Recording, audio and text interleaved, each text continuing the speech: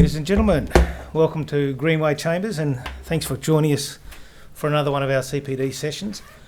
I should also take the opportunity to thank the High Court for agreeing to deliver the judgment in Probuild yesterday to coincide with the session, which was very good of them. Tonight we've got a CPD that's quite topical. When the original Probuild decision was handed down, it caused quite a stir. There was much gnashing of teeth and beating of breast. There was a thought that the floodgates would open and adjudications would be attacked left, right and centre, because virtually every adjudication involves some form of question of law.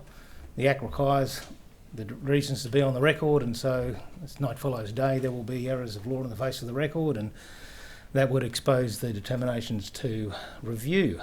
And so when the Court of Appeal, sitting as a 5-member bench, overturned the decision, it was thought that balance had returned to the force. But that only lasted about a month, didn't it? Because within about a month or so, the South Australians decided to wade into the arena, and they took a different view. And although they ultimately followed the Court of Appeal in New South Wales, the view that they expressed in the judgment was that their Act, at least, and probably for the same reasons our Act, did retain a right of review for non-jurisdictional error of law on the face of the record. In any event, all of that's been clarified now by the High Court in Probuild.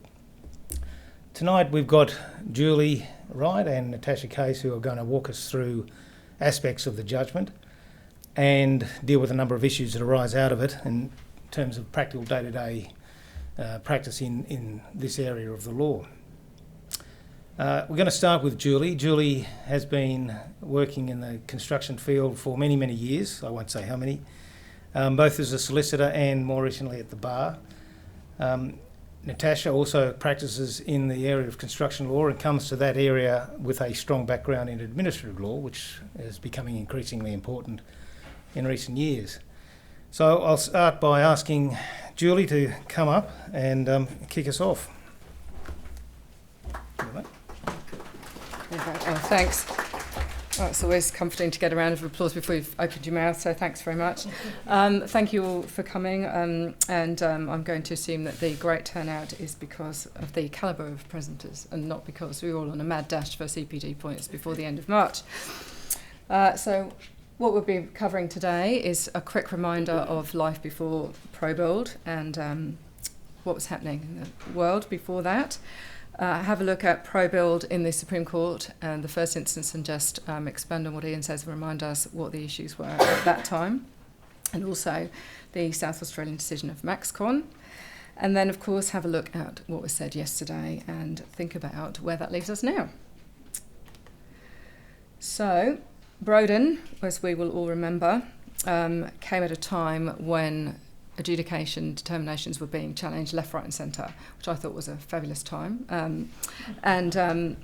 I used to, this is a subject very close to my heart, I used to lecture on this at Sydney University in about the time of the Broden years, and figured out that one year I might have banged on a little bit too much about this topic, because 5 of my students in their final exam papers wrote, "Adjudicators are Muppets."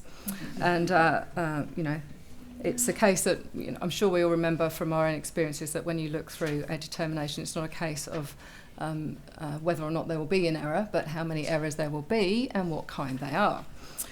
So Broden gave us a bit of a settle down people message, and the message we got was, look, we're going to uphold determinations generally because we've got to make this system work. This is a scheme that gets money down to the little people at the bottom of the contractual chain. That's what it's supposed to do. And so calm down, everyone. Of course, there will be some errors, but, let's just think about how bad that error is going to be. So Justice Hodgson said to us that you can only challenge an adjudication determination in 3 specific circumstances. Firstly, if the basic and essential requirements of the Act are not satisfied, and he gave us a list of 5 different basic and essential requirements, which I'm sure you'll all remember, things like there's got to be a contract, there's got to be a payment claim, and so on. And he made it clear that that is a non-exhaustive list. So there could be more things to add to the list, and in fact there have been more things added to the list, and Natasha will tell us about that a bit later. But he started with 5. He then said also there has to be a bona fide attempt to exercise the power under the Act by the adjudicator. So, for example, other cases since then have held it's not okay for an adjudicator to say, for example, there hasn't been a payment schedule, therefore I will just give the claimant everything it has asked for. He's got to actually turn his mind to what the payment claim says, and work out under the terms of the contract whether or not the claimant is entitled to that amount. And the third limb given to us by Hodgson J is that there cannot be a denial of natural justice. One of the subsequent cases that added to the list of basic and essential requirements was, of course, Chase Oyster Bar, not Bay, that's my typo, where McDougall told us that Section 17.2 is also a basic and essential requirement, and that, of course, is the requirement to notify of your intention to go to adjudication if you are the claiming party. So then what happened? Then we had Probuild at first instance, and just a very brief reminder of what the facts are. Shea Systems made a payment claim, and Probuild, as often one finds from a respondent, said, I'm not going to pay you anything. And one of the reasons why is that they had a very large offsetting claim for liquidated damages. The adjudicator did not allow the claim for liquidated damages because he assumed that it was for Probuild to demonstrate that failure to achieve practical completion by the due date was the default of Shea Systems. Now, that was not what the contract says, not what many construction contracts say, and that is the error of law that became the subject of the appeal later on. So, Probuild said, we'd like to quash that, thanks. We think there was a denial of procedural fairness, and that was in relation to another issue as to whether or not you include in the amount to be claimed a retention sum, which the adjudicator had included, but in fact hadn't been claimed, always a good idea. And they said there's an error of law on the face of the record in relation to the liquidated damages point. Shea Systems predictably said there's no denial of procedural fairness, and even if there was, you should refuse relief, and also there is no error on the face of the record, and judicial review is not available even if there was. And obviously that's the point that we're now grappling with. So first instance, this was the decision that said was a bit of a shock to the universe. Justice Emmett told us that there was no denial of procedural fairness in relation to the retention issue. And he said there is no clear intention in the Act to prevent judicial review. Now, that's still the case. But it influenced him to say judicial review is available to quash a determination where there's an error of law. He said the adjudicator had erred in not allowing the claim for liquidated damages because he'd wrongly interpreted the contract. So, horror of all horrors, off we go to the Court of Appeal to deal with this. And Shea Systems said that Emmett had erred in failing to accept that there was no power to intervene on the basis of error other than jurisdictional error, and relied on Broden. Baston J.A. said, well, there is no dispute here that there are errors in the determination, and there is no dispute that the errors are not jurisdictional. So he's just talking about the liquidated damages point. The sole issue before the Court of Appeal was whether or not the error of law on the face of the record was sufficient to allow the court to intervene. Sorry, there you go. He also then said there is no express provision in the Act to preclude judicial review for the error on the law of the face of the record, and so you have to look outside the particular provisions, look at the whole scheme of the Act and work out whether or not there is an intention to oust, even though it's not expressly said. He looked at Section 32, which is, of course, the one that says nothing in this Act affects the party's final rights, and found that that is consistent with a construction of the Act which did not permit review. Also, that the coherent and expeditious procedure provided by the scheme of the Act would be undermined if the determination of the adjudicator were to be subject to judicial review for any error of law. Now, that is really recognising the problem that these things are riddled with errors. So, that's the subtext there is mistakes will be made, but we can't let them all get overturned. Nothing will happen. And the conclusion is that review is not available for non-jurisdictional error of law. Now, before we look at the High Court, Natasha's going to tell you about Maxcon.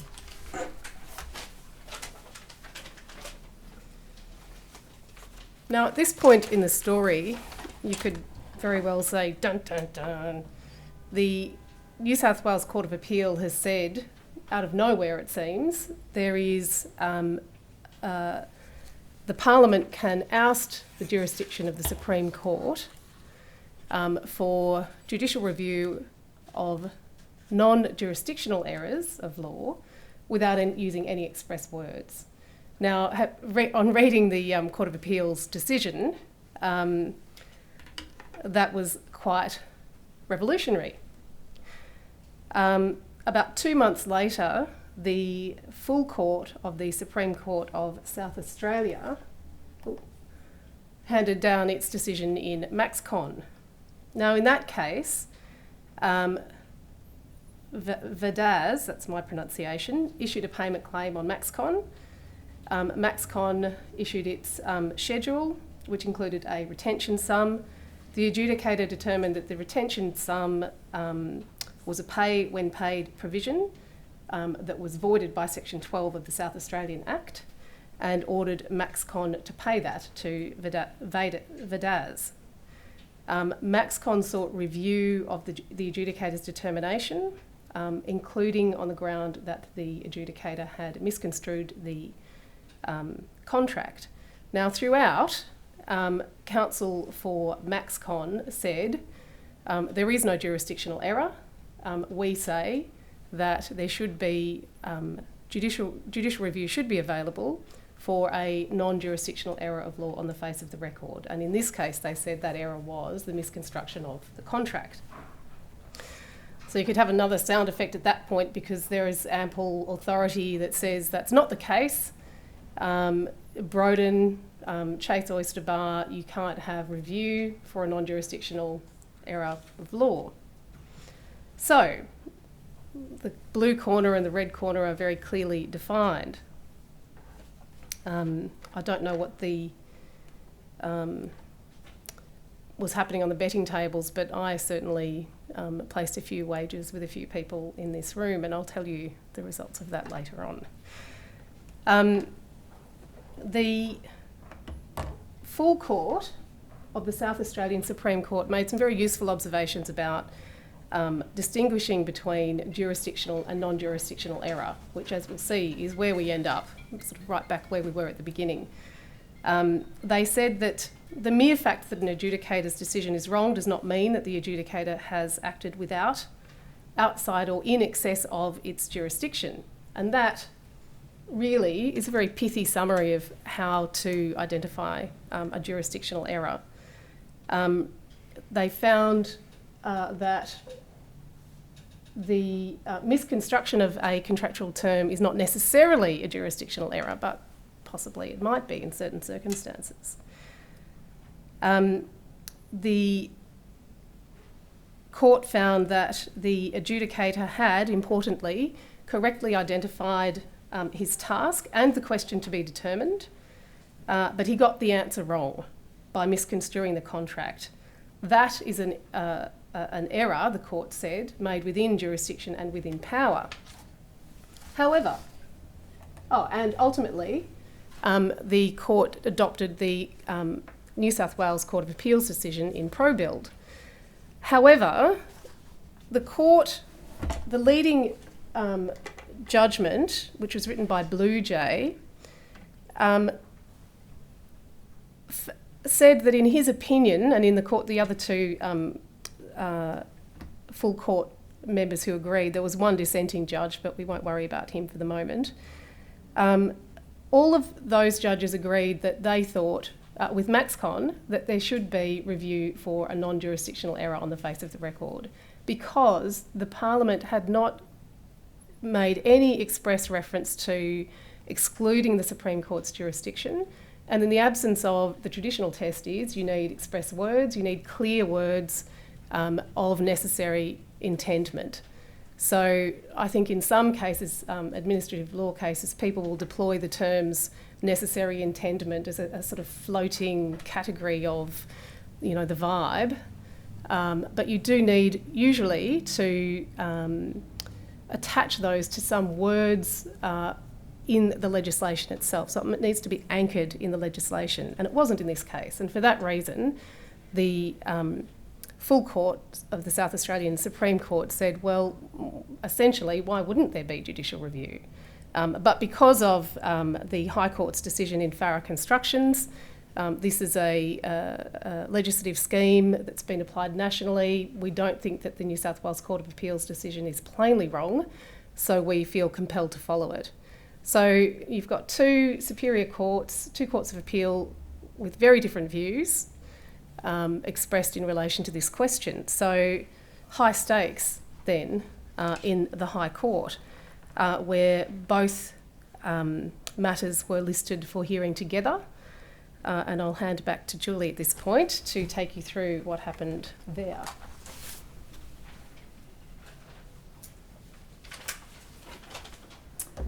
So, luckily for all of us, as Ian said, order has been restored to the Galaxy, and the High Court said in Probuild, as a matter of text, context and purpose, the Act does oust the jurisdiction of the Supreme Court to quash a determination for error of law on the face of the record.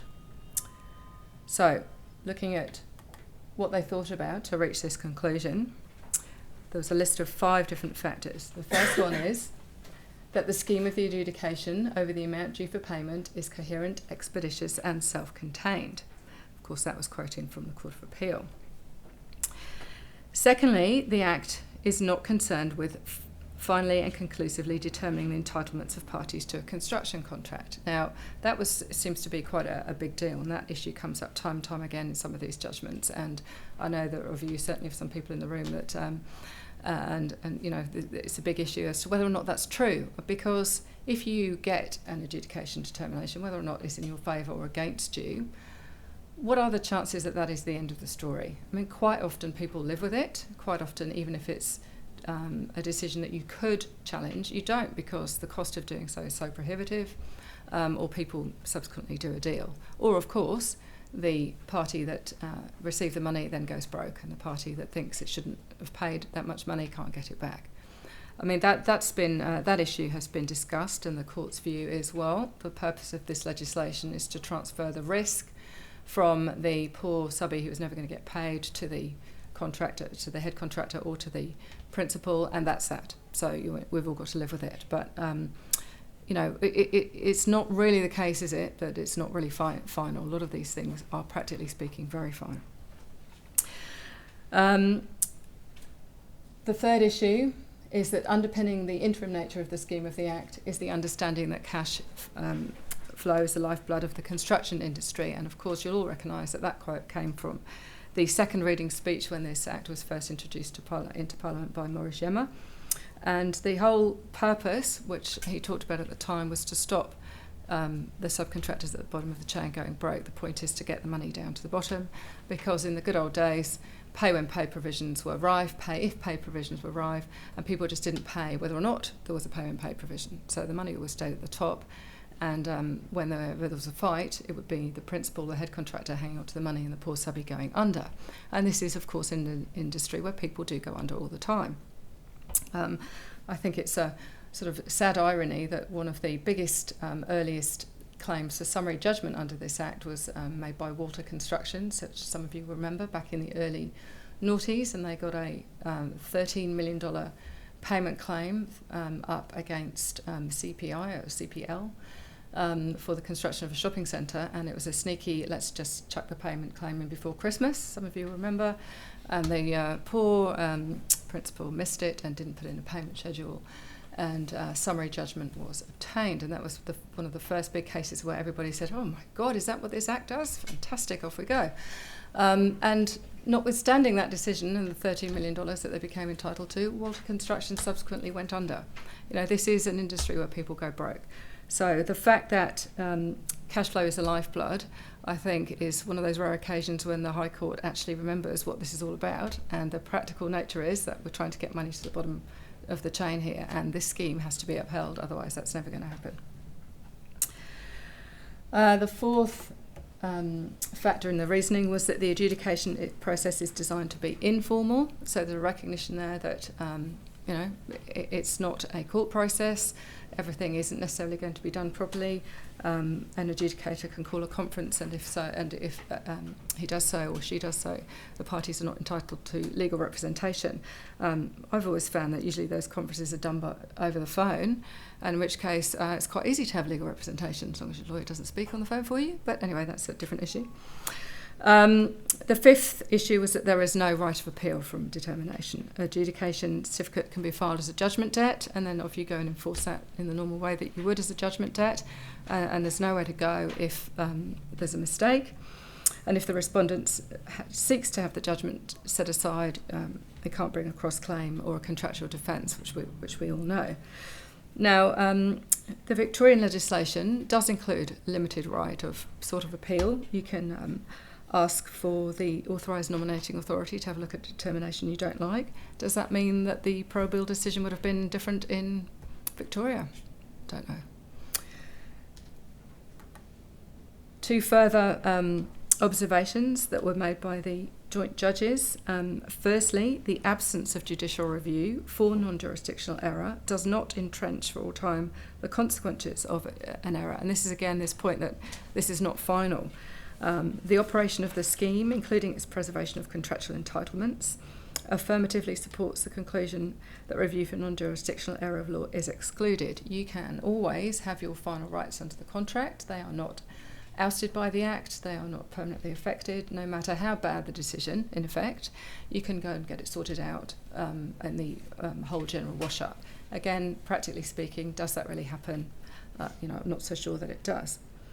So the joint judges concluded that to permit review for non-jurisdictional error would frustrate the objectives and purposes of the Act. So I think the conclusion there is adjudicators all have permission to carry on being muppets.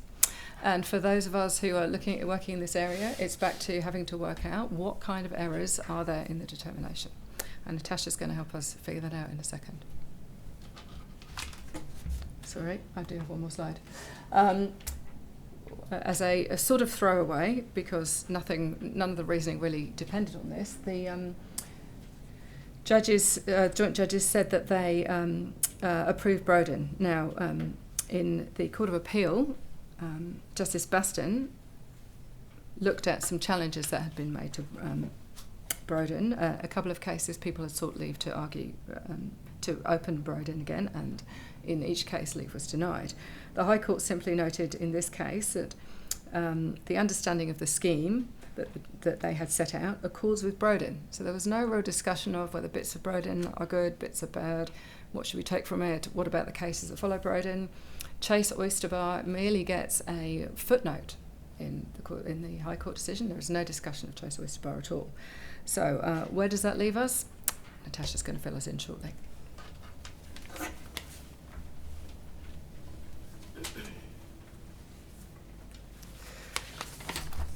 I'm just going to briefly touch on the separate decisions. So the whole High Court agreed that the SOPA Act excludes the Supreme Court's jurisdiction to review for non-jurisdictional error. But Gageler and Edelman delivered separate decisions.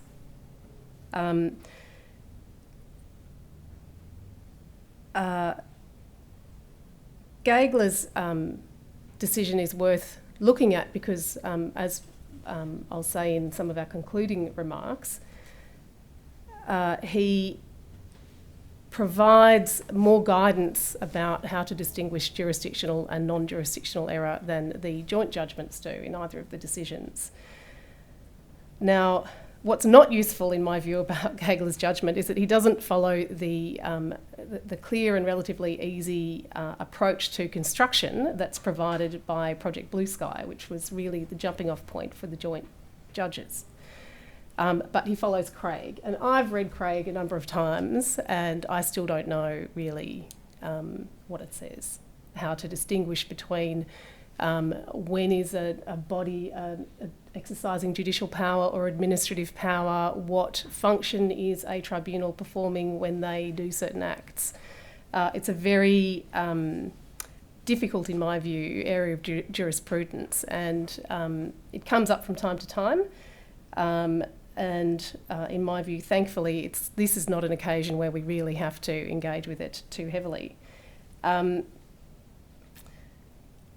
However, the point at which Gageler's decision becomes more useful is when he describes the jurisdiction conferred on an adjudicator by section 22(1) of the Act. His perhaps controversial finding was that a decision can be made notwithstanding that it's wrong. That was something which, in his judgment, Justice Edelman really struggled with. In my view, Edelman found this concept somehow impossible to accept, and in his decision, which I'll just flick across to, basically adopted the idea that there's a background legislative assumption that the Parliament has excluded the Supreme Court's jurisdiction. He seemed also, on that point, to struggle with the joint judges' finding that you could exclude jurisdiction without using any actual words. So Gageler is the only judge who really makes any positive statement that there's any kind of revolution going on. And at one point in his decision, he says, this area of law is a bit behind the times and it needs to have a bit of a shake-up. And then he proceeds to shake it up using Craig.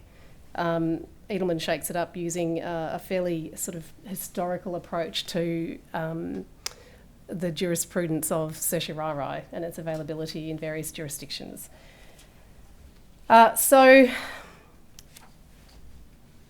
moving on to the decision in Maxcon, the joint judgment in Maxcon I found quite amusing because essentially the judges traverse what the points of appeal were, and they say that Vadasz filed a notice of contention in which they said, amongst other things, that there was no jurisdictional error, and in fact there was no error of law at all. And the joint judges said, we agree that there was no error, and they disposed of the appeal on that basis and didn't turn to any of the really juicy points that arose, i.e. is review available under the SOPA for non-jurisdictional error on the face of the record. Well, Gageler was not satisfied with that, and he usefully says at the beginning of the sort of more meaningful part of his decision, well, there's mistakes and mistakes.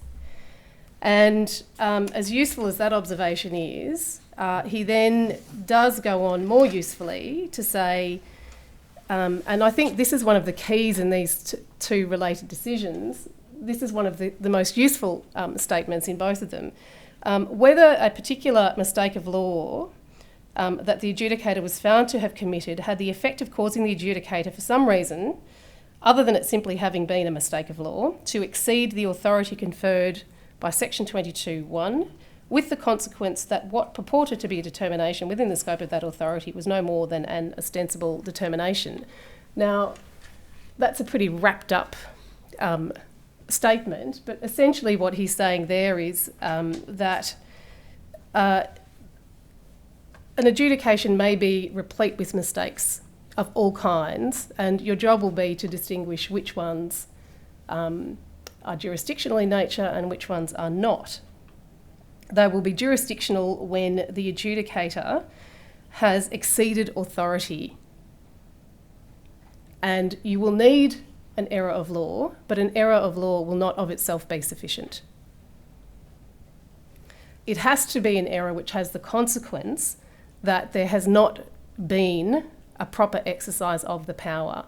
So the focus really has to be on what's the power, what is the jurisdiction being exercised, and what are its limits. So in that time-honoured fashion in the Australian High Court, look at the legislation, go back to the provisions and see, well, what were they supposed to do and what have they in fact done in this case? Now, he goes on to say that the question in this case was whether the misconstruction of a term defined in the construction contract, not in the Act, was a jurisdictional error.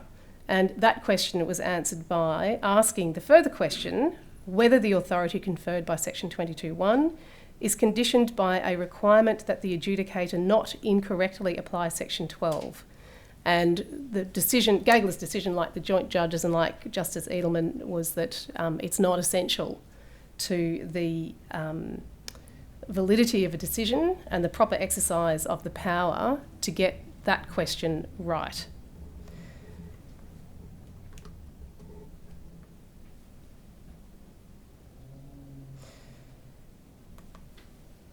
Gageler also agreed with the majority in the South Australian full court to the effect that section 12 modifies the substantive law applicable to the construction contract and is simply a matter to be considered. So as long, essentially, as it's considered, whether or not you get it right, if you fail to have any consideration, that might be a jurisdictional error, but as long as you give it due regard, even if you get it wrong, it doesn't nullify the adjudicator's decision. So, we're kind of back at the beginning. As I said a moment ago, adjudication determinations are still and remain reviewable only for jurisdictional error. And the question is, what's that? Generally speaking, a jurisdictional error can be a wide range of things. In their leading textbook, Judicial Review, Aronson and Groves identify a catalogue of 10 types of jurisdictional error, which sadly are largely drawn from the High Court's decision in Craig. They include mistakes about whether or not the jurisdiction exists, misapprehension or disregards of limits of the power, for example, failing to consider the contract under section 12, acting outside the jurisdiction, considering things that are forbidden to be considered, mistakes as to the existence of a jurisdictional fact or other requirement date. So, Southern Hand, the existence of a reference date would be that kind of error, and that's why it would be jurisdictional. I should say it's jurisdictional because, as Southern Hand explains, without that date there can be no jurisdiction. Everything follows from that fact, the existence of that fact. Fifthly, mistakes as to relevant and irrelevant considerations. 6, errors of law that amount to a misconception of the nature of the function. So if you are an adjudicator and you have to determine the value of a claim and you do something entirely different, that's the kind of error contemplated by that type of mistake. And the rarer types of jurisdictional error, acting in bad faith, failure to exercise jurisdiction, legally unreasonable, and breach of the hearing rule or bias rule. I think the hearing rule is probably not all that infrequently breached, but I don't think in every case a breach of the rules of procedural fairness is going to be an error that is jurisdictional in nature. Now, what are jurisdictional errors under the Security of Payment Act? Here are some, and I acknowledge my debt to Ian Roberts SC for the content of this list. The existence of a reference date under section 8, the existence of a payment claim under section 13(1), whether a reference date is relevantly available for the purposes of section 13 subsection 5, whether a person applying for an adjudication has standing, is a person who is entitled to make that application, requirement, and that's under section 17(1), and requirements for notice, which Julie has already referred to. And finally, the mandatory considerations under section 22 subsection 2, which are not getting them wrong, again, is not necessarily a jurisdictional error. The fact that you've considered them may well be sufficient. Now, I think Probuild and Maxcon are one of those funny High Court decisions where we've got the answer and the big revolution has been quelled.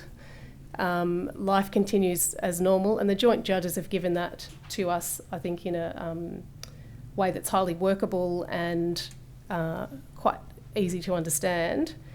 But in terms of where do we go now and how does life continue under SOPA, the more important parts of the decision are the separate judgments, in my view, of Gageler, not necessarily because of his reliance, well, definitely not because of his reliance on Craig, but because of the way he actually grapples with how to define jurisdiction, which is the first step, how to then decide what is relevant to the exercise of the jurisdiction that you've identified, when those considerations are jurisdictional and when they are not.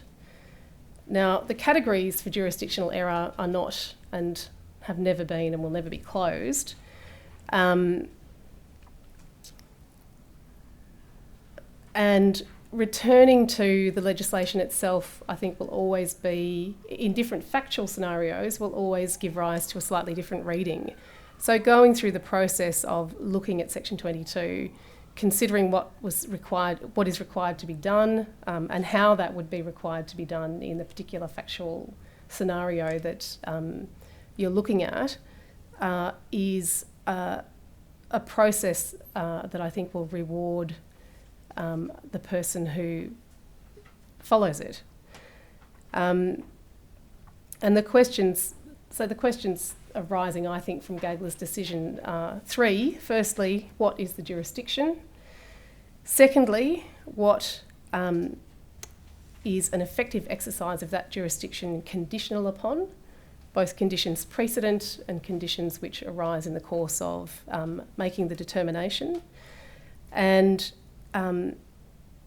one example of that is, in relation to which there may be a jurisdictional error, is in relation to Section 9, what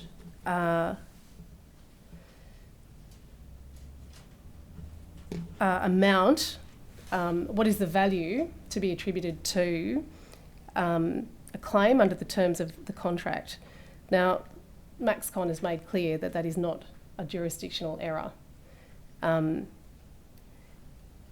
in the facts of that circumstance. But the question remains that it might be in another case, depending on the terms of the contract and the way that the facts have unfolded. Thank you, unless you want to make some concluding comments. Thank you, Natasha, and thanks, Julie. I'm going to invite questions from the floor in a moment. I just thought one thing that reminded me, Julie referred to the second reading speech and the reference to cash flow being the lifeblood of the industry. Elsewhere in that speech, there's a reference to the need for the legislation because of the practice in the industry of not paying contractors the claims that were due was un-Australian. And in a case I was arguing before Justice McDougall, and my opponent said that's the basis for the Act and that's the purpose for the Act, and handed up the second reading speech, Justice McDougall said, well, if the practice is so widespread that it requires legislation, it doesn't sound very un-Australian to me. It just looks very Australian. Not very good, but very Australian. Okay, so has anyone got any questions? Come on. It's not going to be on the test. Oh, well, if no one's got any questions, we can happily adjourn to the drinks table. Can I maybe just ask one question? Natasha pointed out in the Maxcon case, there was a point that was raised about release of retention and how that constitutes, I think, a pay-when-paid provision. It seems to be an interesting comment from the High Court decision. I just wonder if you can maybe elaborate on what you thought about that. About the High Court's approach to the it. point about release of retention costs amounting to a payment pay provision. Do you want to comment? No, the Court of Appeal dealt with that question. Yeah, and I'm afraid I haven't paid a great deal of attention to what the Court of Appeal said about that point, because the High Court just said not only was it not jurisdictional, but there was no error. So the High Court agreed that that the adjudicator didn't even get that wrong. In fact, the adjudicator's construction of the contract was correct, and that it was a pay when paid clause, which was invalidated. So agreed with the adjudicator. I'm sorry if that doesn't help. This was fairly standard clause in a lot of mid-tier construction contracts. Pay when paid. Yeah. And then we have to now write in for retention, and if that's written down, we revert back to it's just retention's released when you comply with the defects liability period. So otherwise you've got no right to hold it at all, adjudicate or terminate it. It's paid and paid, you'll write it out.